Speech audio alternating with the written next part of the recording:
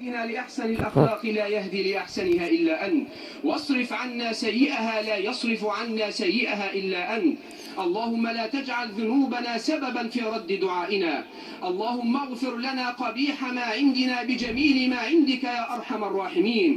اللهم اجعل مصر أمنا أمانا، سخاء رخاء، سلما سلاما، وسائر بلاد العالمين. ربنا لا تدع لنا ذنبا إلا غفرته، ولا دينا إلا قضيته، ولا مريضا إلا شفيته، ولا ميتا إلا رحمته، ولا عاصيا إلا هديته، ولا هما إلا فرجته، ولا طالب علم إلا نجحته، ولا حاجة من حوائج الدنيا والآخرة إلا قضيتها ويسرتها يا أرحم الراحمين. عباد الله، إن الله يأمر بالعدل والإحسان وإيتاء ذي القربى وينهى عن الفحشاء والمنكر والبغي، يعظكم لعلكم تذكرون. اذكروا الله يذكركم واستغفروه